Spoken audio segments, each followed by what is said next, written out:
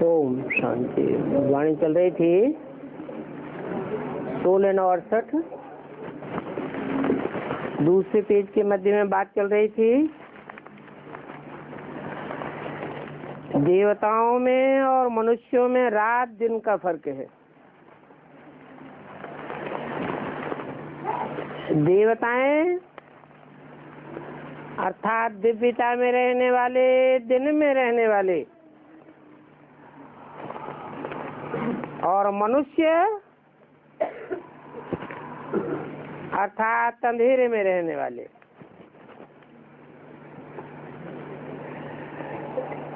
तो रात में होते हैं मनुष्य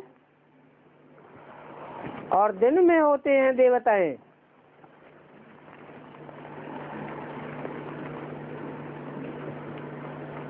रात में रहने वाले मनुष्य सब ठोकरें खाते रहते हैं, भक्ति मार्ग में भक्ति ही करते रहते हैं। कोई किसी का पुजारी तो कोई किसी का पुजारी। अभी तुम तो पुजारी से पूज्य बन रहे हो।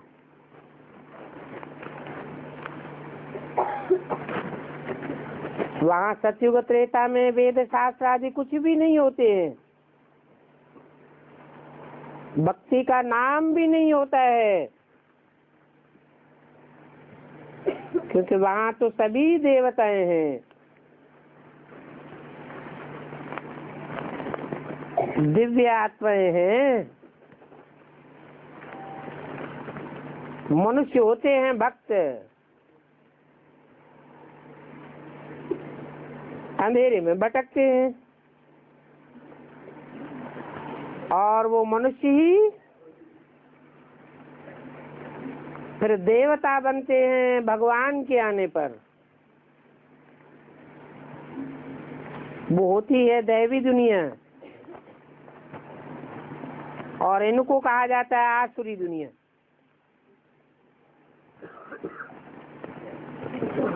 आसुरी दुनिया क्यों कहा जाता है? असुर क्यों कहा जाता है?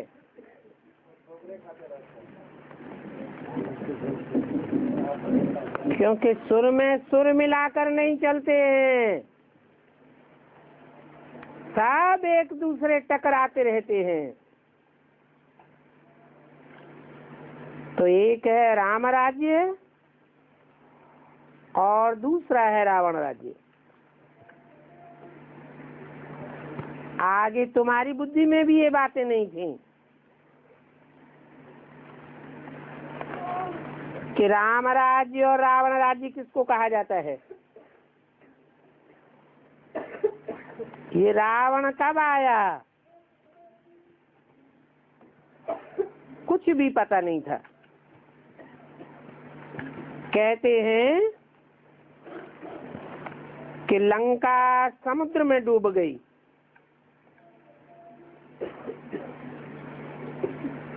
जैसे लंका के लिए कहते हैं वैसे ही फिर द्वारिका के लिए भी कहते हैं। नाम रख दिया है द्वारिका। कितनी अरिका? 2 अरिका। अभी तुम जानते हो ये सारी दुनिया डूबने वाली है, क्योंकि सारी दुनिया ही बेहद की लंका है, और ये सभी डूब जाएंगे। पानी ही पानी आ जाएगा।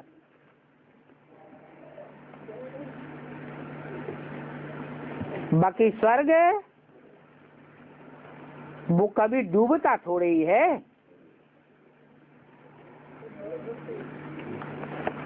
वहां तो कितना था धन था। बाप ने समझाया एक ही सोमनाथ के मंदिर में कितना अतिचार धन था, जो मुसलमानों ने कितना लूटा है। लूट लूट के अभी देखो कुछ भी नहीं रहा। भारत में कितना था धन था,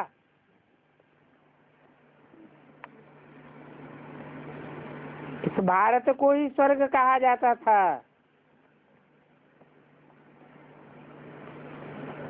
अभी तो स्वर्ग नहीं कहेंगे, अभी तो नरक है, फिर स्वर्ग बनेगा। स्वर्ग कौन बनाते हैं, नरक कौन बनाते हैं, ये तुम अभी जान गए हो। कौन बनाते हैं स्वर्ग? जो सदैव सही स्थिति में रहने वाला है वो ही स्वर्ग बनाते हैं, और नरक बनाते हैं। रावण राज्य कितना समय चलता है वो भी बताया है। उस रावण राज्य में कितने अथाह धर्म हो जाते हैं। राम राज्य में तो सिर्फ सूर्यवंशी और चंद्रवंशी ही रहते हैं। अभी तुम पढ़ रहे हो, जो ये पढ़ाई और किसी की बुद्धि में नहीं है, क्योंकि वो तो सब हैं ही रावण राज्य में। राम राज्य होता है सत्य युग में। अभी तो कल है, कलेश का युग, कल युग है। बाप कहते हैं हम तुमको सचिव के लायक बनाता हूँ। फिर नालायक कौन बनाए देते हैं? देवताओं की लायकी की महिमा और अपनी नालायकी की महिमा भी गाते रहते हैं। भगत ही गाते हैं। बात समझाते हैं जब तुम पूज्य थे तो उस समय वो नई दुनिया थी। उस नई दुनिया में बहुत थोड़े मनुष्य थे। तो अभी तुमको बहुत खुशी होनी चाहिए, क्योंकि अभी तुम भाई बहन बनते हो।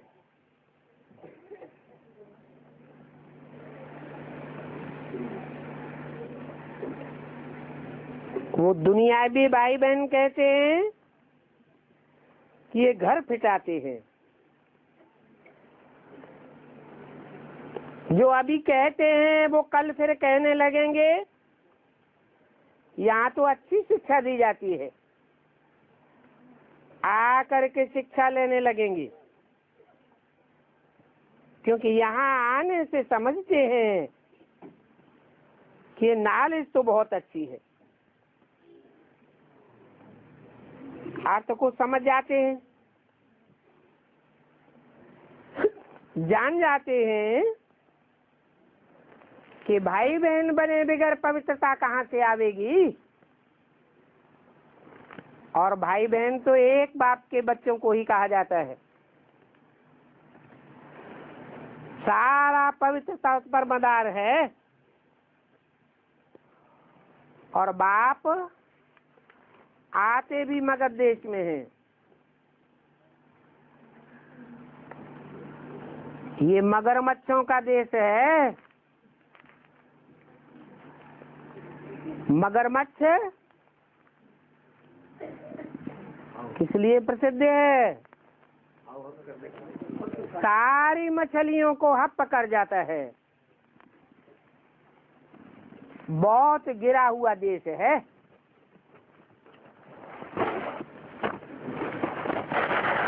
बहुत पतित है। इसलिए बाप कहते हैं मैं ऐसे गंदे गांव में आता हूँ जहाँ के लोगों को खाने के लिए भरपेट रोटी भी नहीं मिलती है और खान पान भी बहुत गंदा हो जाता है। 16 की वाणी का 3रा पेज। बाप कहते हैं मैं बहुत जन्मों के अंत वाला ही शरीर चुनता हूँ, उसमें ही प्रवेश करता हूँ और तुम ये भी जानते हो कि यही 84 जन्म लेते हैं। जो लास्ट में खड़ा है वो ही फर्स्ट जाता है। यार के चित्र में देखो, लास्ट में खड़ा है फर्स्ट, तो फिर लास्ट। तो मिसाल तो एक का ही बताया जाता है। अभी तुम्हारी डायनेस्टी बनने वाली है। जितना अच्छी रीति समझते जाएंगे फिर तुम्हारे पास बहुत आते रहेंगे।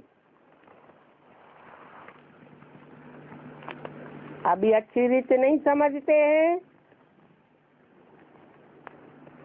तो खुद ही अनिश्चय बुद्धि होते रहते हैं। अभी तो यह तुम्हारा झाड़ बहुत छोटा है, माया के तूफान बहुत लगते रहते हैं। सतयुग में तो तूफान की बात ही नहीं है। ऊपर से नई नई आत्माएं आती रहती हैं। यहाँ तो तूफान लगने से गिर पड़ते हैं। वहाँ तो माया का तूफान होता ही नहीं है। यहाँ तूफान भी क्षण जाते हैं। वहाँ तो ऐसी कोई बात नहीं होती। अकाल मृत्यु भी नहीं होता है। कहाँ? सतयुग में। संगम में ऐसा नहीं होगा है? संगम में होगा? क्या होगा है? हाँ, यहाँ तो देखो बैठे बैठे मर जाते हैं।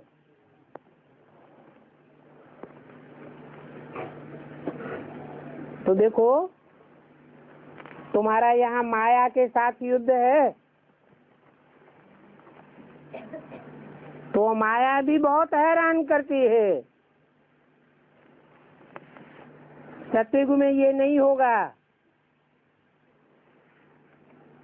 दूसरे कोई धर्म में ऐसी बातें नहीं होती हैं। यहाँ की ही बात है, राम राज्य और रावण राज्य। इसको कोई समझते भी नहीं है। बल सत्संग आदि में जाते हैं परंतु वहाँ तो जीने मरने की कोई बात ही नहीं होती है। और यहाँ तो युद्ध चलता है माया के साथ। तो कोई मरते हैं और कोई जिंदा रहते हैं। फिर यहाँ बच्चे नए नए अडाप्ट भी होते रहते हैं। कहते हैं हम शिव बाबा के बच्चे हैं, उनसे ही हम वर्षा लेते हैं। फिर चलते चलते माया का जोर से तूफान आता है, गिर पड़ते हैं तो वर्षा खलास। हंस से बदल करके बगुला बन जाते हैं।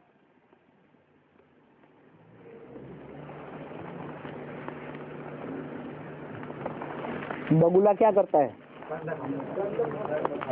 मरी हुई मछलियां खाता रहता है।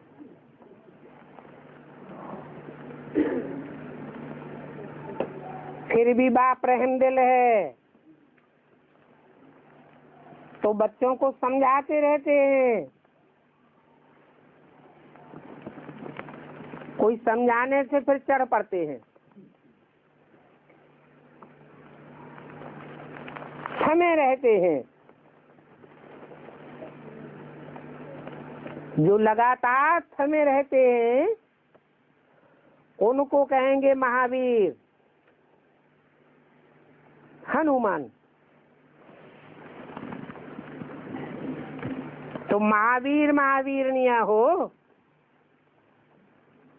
बाकी हैं तो नंबरवार। जो सबसे पहलवान होता है उसको महावीर कहा जाता है।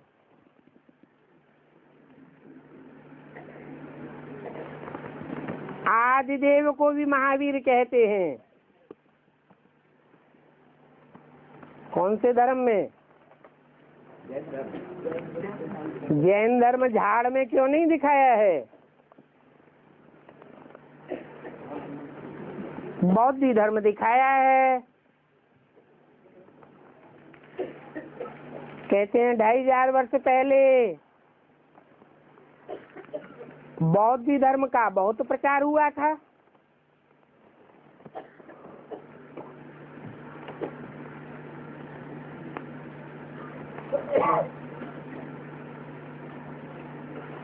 जैन लोग कहते हैं कि 2500 साल पहले महावीर भी हुए।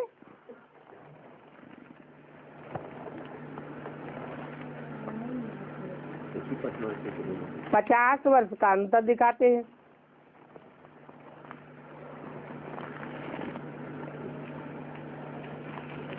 दिलवाड़ा मंदिर में मूर्ति किसकी रखी हुई है?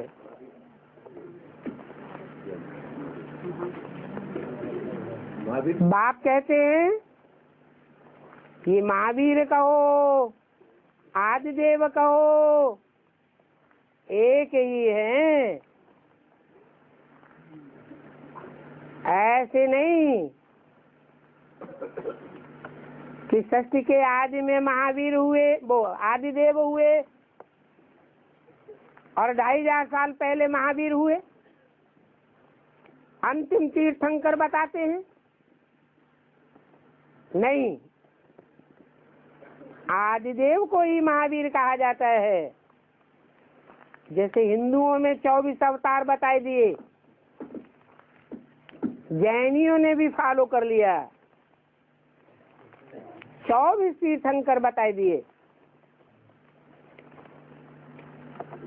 वास्तव में एक ही महावीर है जिससे ये महावीरनियां पैदा होती हैं, जो विश्व में राज्य करती हैं। नंबरवार पुरुषार्थ अनुसार रावण पर जीत पाने के लिए तुम पुरुषार्थ करते हो। रावण 5 विकार हैं, ये समझ की बात है। अभी तुम्हारी बुद्धि का ताला बाप खोलते हैं, फिर माया रावण से एकदम बुद्धि का ताला बंद हो जाता है। यहाँ भी ऐसे हैं, बहुत हैं जिनकी बुद्धि खुलती ही नहीं है। जो किसी को समझाए सके, बाप तो आकर के सभी का ताला खोल देते हैं। जिनका ताला खुला रहता है वो जा करके सर्विस करते हैं। बाप भी कहते हैं जा करके सर्विस करो।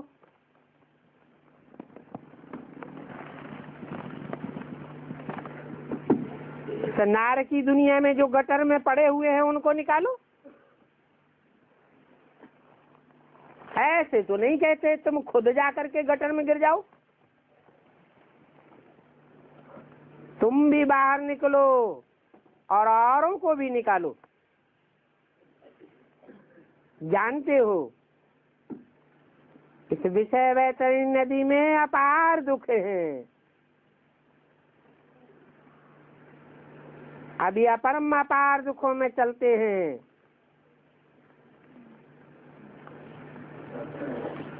परंतु जो अपरम अपार सुख देते हैं उनकी महिमा गाई जाती है। रावण अपरम अपार दुख देते हैं, उनकी तो महिमा नहीं होगी ना।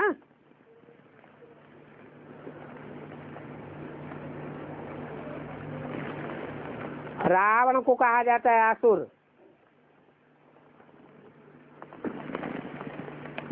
क्या? असुर सांप का खंडन करता रहता है। कोई से सुर मिलाकर नहीं चलता, अपनी ही चलाता है। नहीं तो बाप क्या कहते हैं, एक ने कही दूसरे ने मानी। सुर में सुर मिलाकर चलना चाहिए। बाप कहते हैं पहले तुम भी रावण राज्य में थे, उस समय आप अपार दुखी थे। अभी तुम समझते हो अपार सुख पाने के लिए हम यहाँ आते हैं,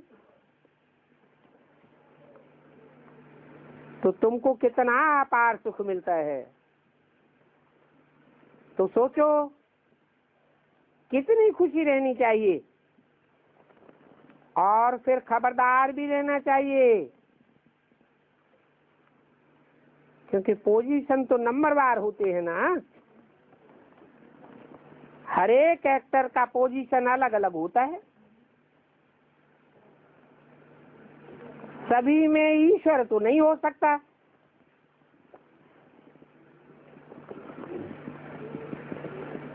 बाप हर बात बैठ समझाते हैं।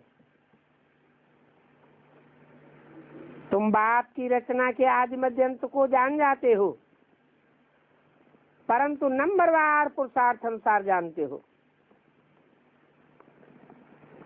नंबरवार पढ़ाई पर नंबर मिलते हैं, और ये बेहद के बाप की बेहद की पढ़ाई है। इसमें बच्चों को बहुत अटेंशन होना चाहिए। इतना अटेंशन होना चाहिए कि एक दिन भी पढ़ाई मिस न हो, और पंक्चुअल भी होना चाहिए। हम स्टूडेंट हैं, हमको गॉड फादर पढ़ाते हैं। ऊंच से ऊंच की पढ़ाई का नशा बहुत होना चाहिए। है भगवानवाच, सिर्फ उन्होंने भूल से कृष्ण का नाम डाल दिया है।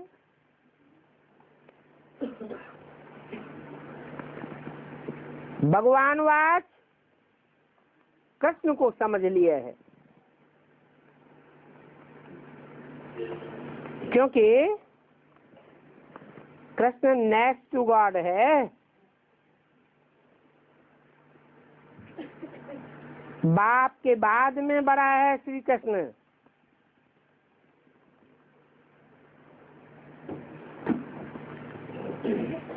स्वर्ग जो बाप स्थापन करते हैं उसमें नंबर 1 ये कृष्ण है। ये ज्ञान अभी तुमको मिला है।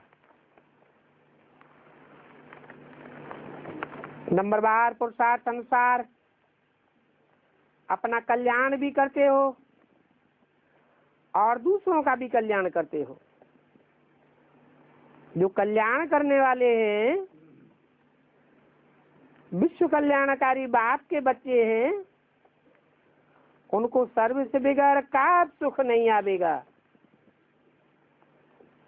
तुम योग और ज्ञान में मजबूत हो जाएंगे तो काम ऐसे करेंगे जैसे जिन्न।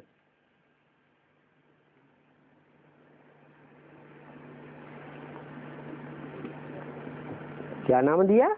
जिन्न माने हमेशा काम करता रहता है। 2 शब्द है, जित ना। जिसको कोई जीत न सके, मनुष्य को देवता बनाने की हावी लग जाएगी। ये तो जानते हो, मौत बर्पा होने के पहले ही पास होना है, सर्विस बहुत करनी है, पीछे लड़ाई लगेगी, नेचुरल कैलेमिटीज भी आवेंगी,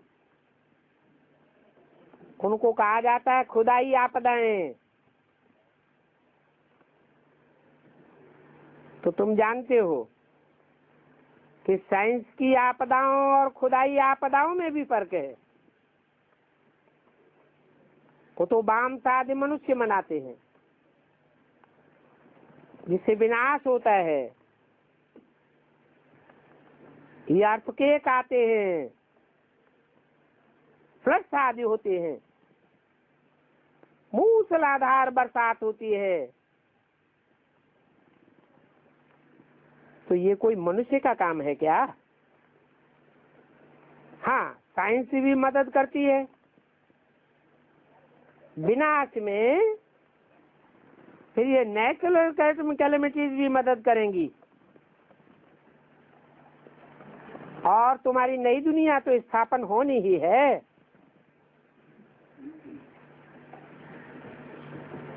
तुम्हारे में अभी कितना फर्क आ गया है, तुम जानते भी हो कि हमको पढ़ा करके विश्व का मालिक बनाते हैं, तो तुम बच्चों को कितनी खुशी रहनी चाहिए, ये बात तो तुम बच्चे ही जानते हो कि सारा हिसाब किताब तो यहाँ ही चुकतू होना है। फिर नई दुनिया में कुछ भी बीमारी आदि नहीं होगी, क्योंकि हिसाब किताब सारा चुकतू हो जाएगा। 16 और 68 की वाणी का 4था पेज। सजाएं भी यही खानी पड़ेंगी। जानते हो, सजाएं खा करके पावन बनना है।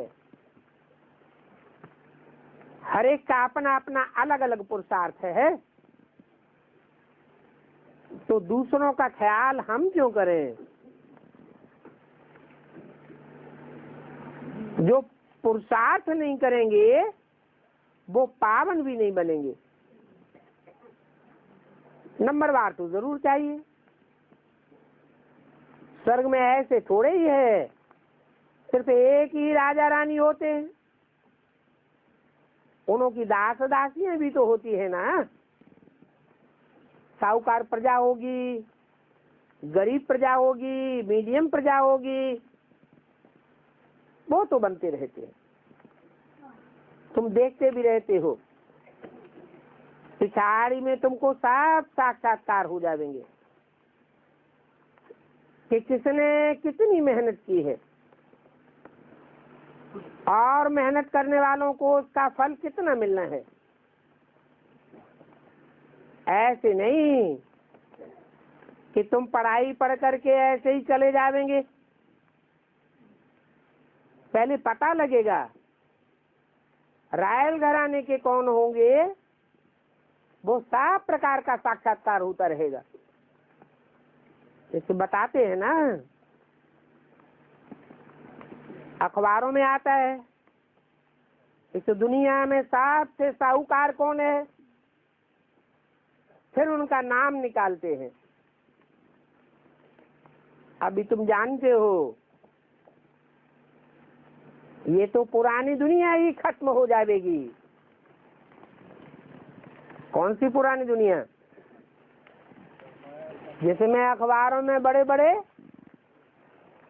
साहूकारों के नाम दिखाते हैं, नाम देते हैं रॉकफेलर। क्या रॉक माने? चट्टान। बेहद में रॉकफेलर भी होता है। कौन सी चट्टान प्रसिद्ध है? शास्त्रों में ग्रेनाइट शब्द नहीं है। शास्त्रों में कौन सी चट्टान प्रसिद्ध है? वो पहाड़ है, चट्टान नहीं है। अहिल्या क्या बन गई? पत्थर बन गई, चट्टान बन गई, बड़ी मजबूत चट्टान है। भगवान के सिवाय और कोई भी उस चट्टान का राज नहीं जानता।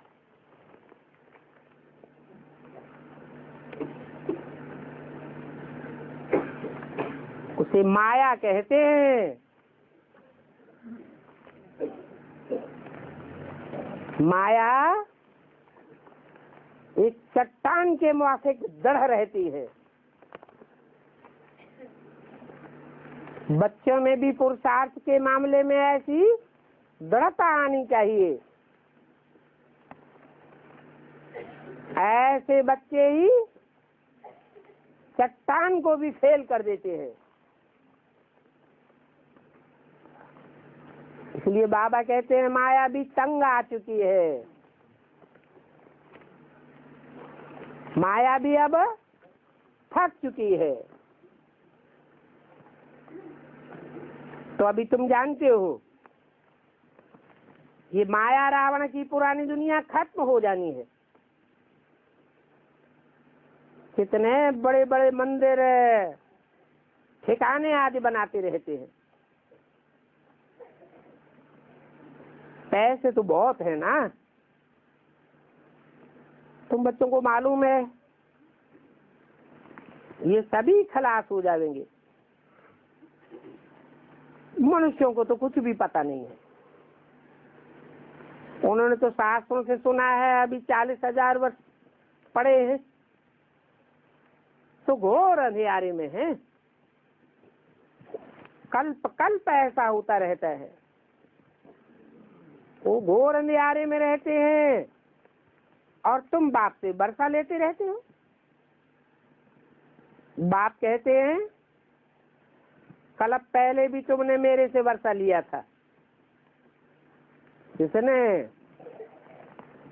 है तुमने। उन्होंने नहीं लिया था, इसने भी नहीं लिया था। किसने लिया था? तुमने लिया था। बाप को कोई खुशी नहीं होती है। किस बात की है? इस बात की खुशी नहीं होती है। सब नहीं ले पाते हैं। हाँ, बाप को कोई इस बात की खुशी नहीं होती है कि तुमने ही वर्षा लिया। क्यों? बाप को खुशी क्यों नहीं होती है? कौन से बाप की बात है? राम बाप की बात नहीं, सुप्रीम सोल बाप के तो 500-700 करोड़ बच्चे हैं।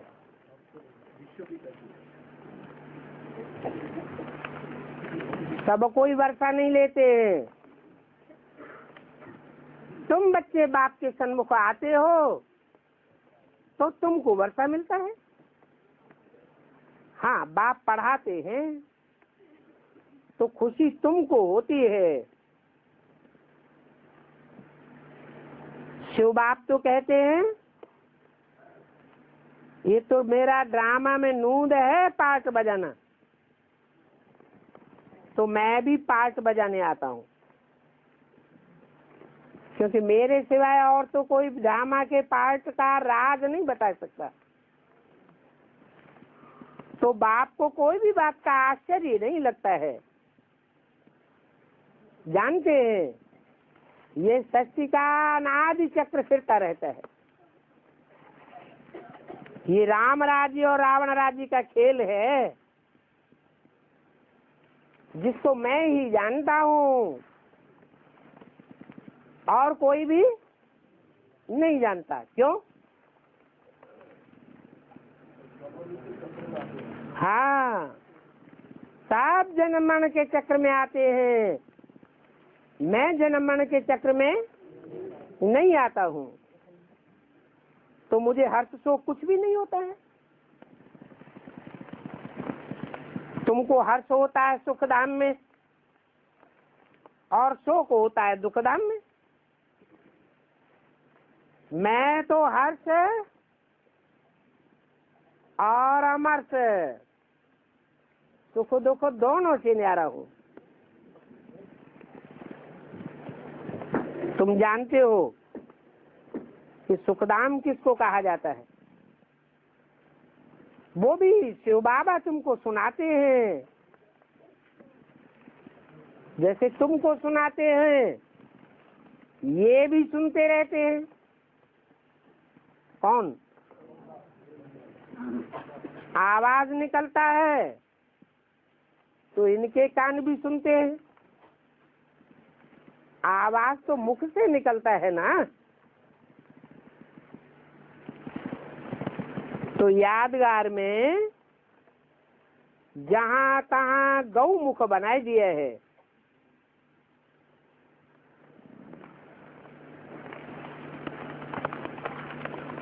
क्यों?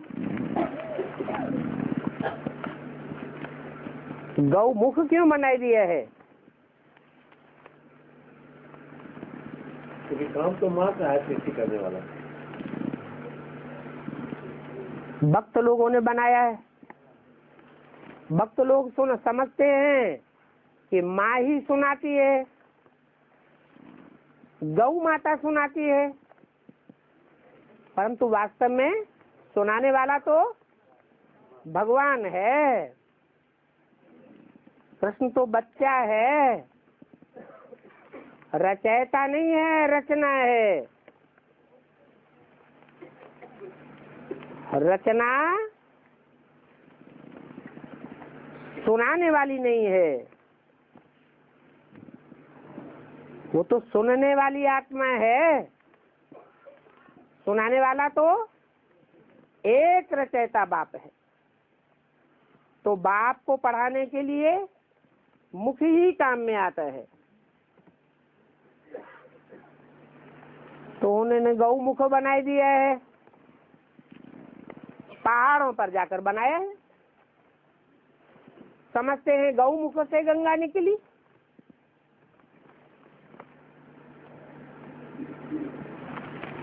कहीं का बनाते हैं गौ मुख? पड़ेगा पत्थर का बना देते हैं। इस बात की यादगार है? पत्थर बुद्धियों की यादगार है तो पत्थर का मुख बनाए देते हैं। बाप को बुलाया भी है कि आकर के पढ़ाओ, तो मैं पढ़ा रहा हूँ। परंतु ये समझने की बातें हैं। सिर्फ पढ़ने और सुनने से कुछ भी नहीं होगा। कैसे परिवर्तन होगा? समझने और समझाने से परिवर्तन होता है, परंतु टाइम लगता है और टाइम बहुत थोड़ा है। उसमें समझना भी है और समझाना भी है। ये तो जानते हो कि बाबा तो सारी दुनिया को बैठकर नहीं समझावेंगे, न सुनावेंगे। फिर कौन सुनावेगा और कौन सारी दुनिया को समझावेगा? तुम बच्चे ही खुदाई खिदमतगार हो। खुदा के यही तुम्हारी खिदमत है। तो ऐसी खिदमत करो जो मनुष्य आधा कल्प के लिए फिर कभी भी दुख न देखे। ये तो जानते हो कि तुम ब्राह्मण ही ऐसी खुदाई खिदमत करते हो। देवताएं और क्षत्रिय तो खिदमत नहीं करेंगे। हाँ, तुम्हारी खिदमत में और औरों की खिदमत में रात दिन का फर्क है। क्या कहा?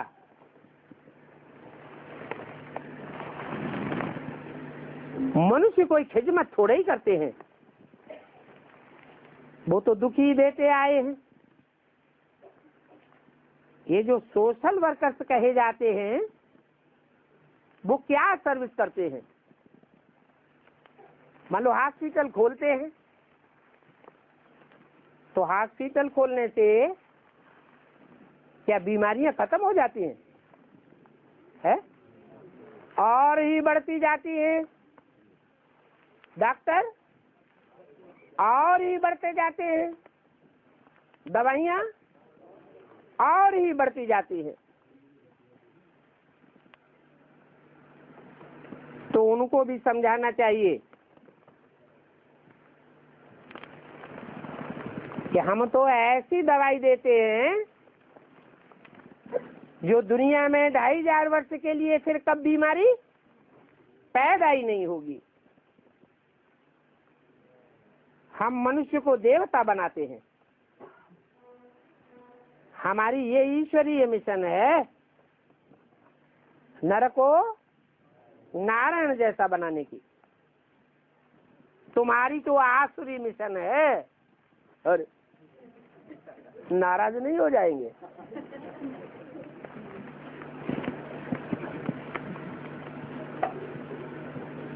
तुम अभी सीधा किसी से नहीं कह सकते हो क्या? बाप तो तुमको सीधा सीधा समझाए रहे हैं, लेकिन तुम दूसरों को सीधा सीधा नहीं समझाने देना, समझाना, नहीं तो बिगड़ पड़ेंगे। हाँ, आगे चल करके वो आपे ही समझ जावेंगे। क्या समझ जावेंगे कि पत्तों पत्तों को पानी देने से कोई फायदा होने वाला नहीं है। पानी देना है, स्नेह का जल देना है, तो बीज को जड़ों को देना चाहिए, तो सृष्टि का कल्याण होगा। इसके लिए फिर बाप ही आकर के बीज और जड़ों का ज्ञान देते हैं। कौन बीज रूप आत्माएं हैं और कौन आधार मूर्त आत्माएं हैं? बीज अर्थात बाप और जड़ अर्थात माताएं।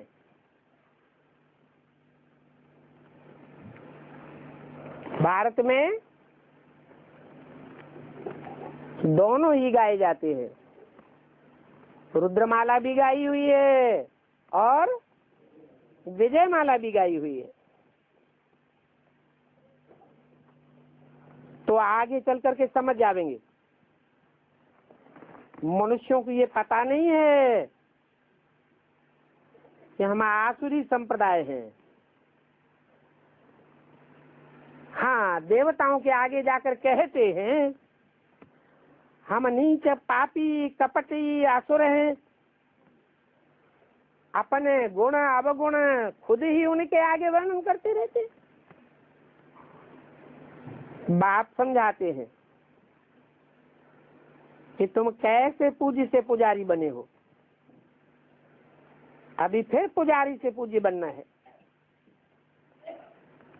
लक्ष्मी नारायण की सूर्यवंशी डायनेस्टी चलती है तो जरूर उनके बच्चे भी होंगे। तुम निमित्त बनते हो विश्व में शांति स्थापन करने के लिए। आत्मा ही समझती है हमको अभी कोई अशांति फैलानी नहीं चाहिए। बाप कहते हैं तुम सभी को शांत बना करके मुक्ति धाम में ले जाने वाले हो। तो तुमको फिर अशांत नहीं होना चाहिए। अशांति फैलाना ये बगुलों का काम है। बगुले बक बक करते हैं, फालतू अफवाहें फैला करके दुनिया में अशांति फैलाते हैं। तुम बगुलों का आवाज सुनो तो कान बंद कर लेना चाहिए। तुम हंस हो तो नापसंदी की बात सुनो ही नहीं। Hear no evil, see no evil, खराब बात देखो भी नहीं, इन आंखों से देखते हुए भी नहीं देखो, बाप की याद में उड़ जाओ। अच्छा, मीठे मीठे सिकीले रूहानी बच्चों प्रति रूहानी बाप दादा का याद प्यार गुड मॉर्निंग, इसका याद पार है। रूहानी बाप का याद प्यार और बाप दादा का भी याद प्यार, और दोनों का साथ में रूहानी बाप का भी गुड मॉर्निंग। और नमस्ते कौन करता है?